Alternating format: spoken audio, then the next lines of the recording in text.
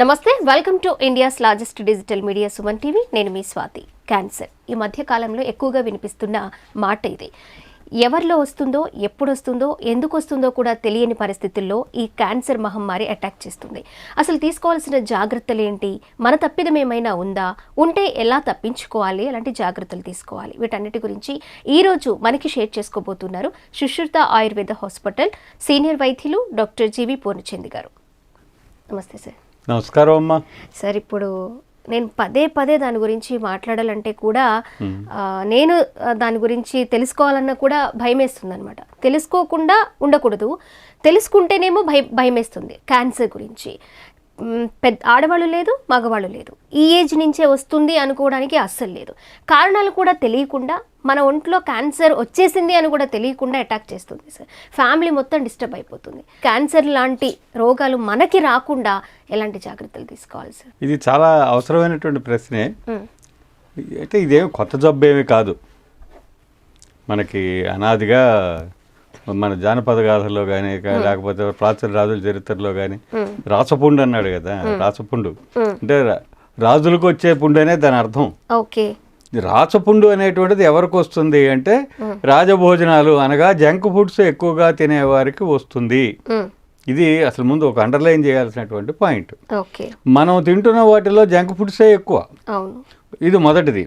రెండు, ఒకప్పుడు కట్టె పొయ్యి మీదో లేకపోతే రంప పొట్టు పొయ్యి మీదో లేదా కుంపట్లో మీదో మనం వంటలు చేసుకున్నటువంటి రోజుల్లో మన వాళ్ళు వండిన విధానానికి ఇప్పుడు వండుతున్న విధానానికి చాలా తేడా ఉంది. అంటే ఆ రోజుల్లో క్యాన్సర్ ఉన్నప్పటికీ క్యాన్సర్ ఇన్సిడెన్స్ ఇంత లేదు. ఇప్పుడు పెరిగింది.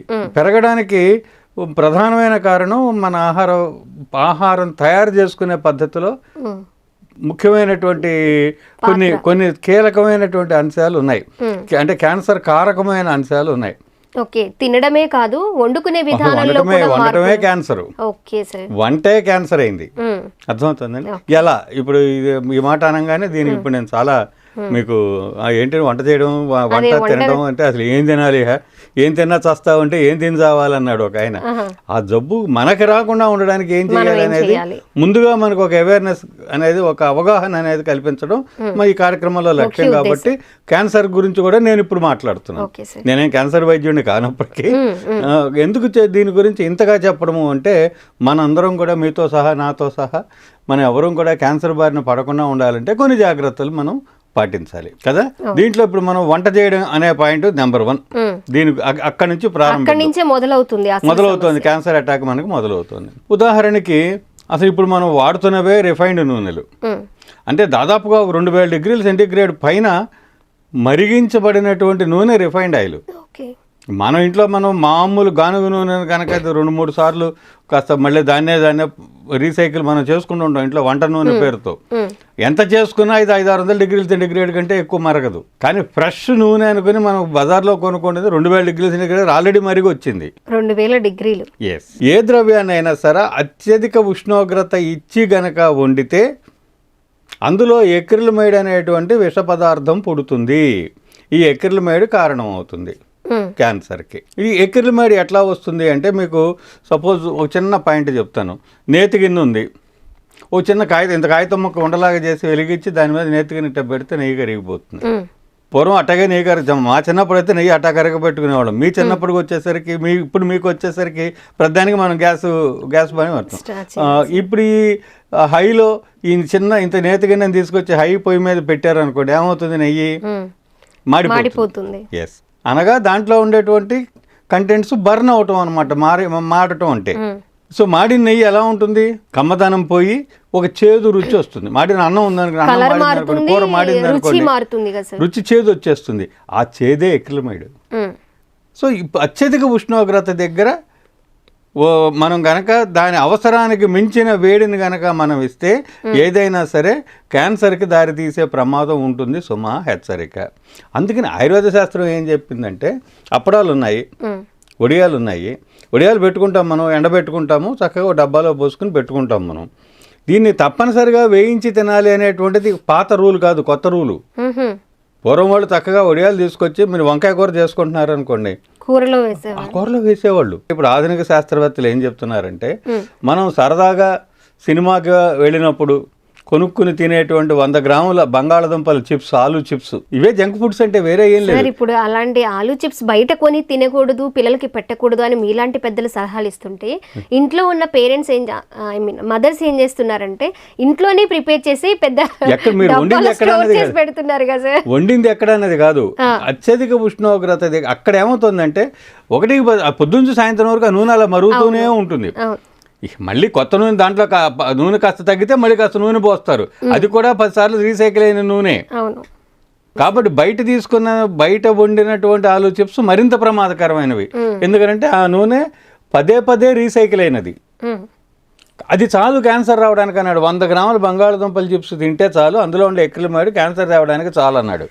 ఇదే నేను మొదట అన్నానే, ఏం తిన్నా చస్తా ఉంటే ఏం తిని చావాలి అని. ఇలాంటివి తిని చావాలని చెప్పిన కోరుకోవడం ఆత్మహత్య సదృశ్యమే. అంత అవసరమే ఉంది. బోళ్ళని మనం చక్కగా ఉండేవి. అత్యధిక ఉష్ణోగ్రత ఇవ్వకుండా వంట చేసుకోవాలి అనేది ఇక్కడ మనం ఫండమెంటల్ ప్రిన్సిపల్. అత్యధిక ఉష్ణోగ్రత మనం వంట చేసే విధానంలో అత్యధిక ఉష్ణోగ్రత మనం ఎక్కడిస్తున్నామో తెలుసండి. మీ ఇంట్లో అయినా మా ఇంట్లో అయినా ప్రతి ఒక్కళ్ళ ఇంట్లో కూడా కుక్కర్ వాడకం దగ్గర ఇస్తున్నాం. కుక్కర్ దేనికి తయారు చేశాడంటే మాంసాన్ని ఉడకబెట్టడానికి. మాంసం చాలా కఠినమైన ద్రవ్యం, దాన్ని ఉడికించడానికి 2 కుక్కర్లు అయినా చాలు. అంటే ఒక 10 కోతలు వస్తే గానీ అందులో ఉండే మాంసం ఉడకదు. అది ఎంత ఉష్ణోగ్రత ఇచ్చినా తట్టుకోగలిగే శక్తి దానికి ఉంటుంది. మనం ఏం చేస్తున్నాము, అందులోనే బియ్యం ఒక గిన్నెలో, ఇంకో గిన్నెలో పప్పు, ఇంకో గిన్నెలో అంత క్యాబేజీ తరుగు, అన్నీ కలిపేసేది ఒకేసారి 5 నిమిషాల్లో వంట అయిపోవాలి అని చెప్పిన అన్నీ కలిపి అందులో పెట్టేస్తున్నాం. అంటే మీరు మాంసానికి ఇచ్చేటంత ఉష్ణోగ్రత అతి కోమలమైనటువంటి క్యాబేజీకి కూడా ఇస్తే ఈ క్యాబేజీ ఏమవుతుంది, అది ఇక్కడ త్వరగా అయిపోతుంది. మీరు అన్నట్లు 5 minutes లో అయిపోతుంది అని చూసుకుంటున్నాం, కానీ ఇది ప్రాబ్లమ్స్ అన్ని వస్తున్నాయి, అవి మనమే చేతులారా తెచ్చుకుంటున్నాం అనేది ఎవరు ఆలోచించారు. చిమిడిపోవడం అంట. మనం చిమిడిపోయిన అన్నం తినద్దన్నాడు.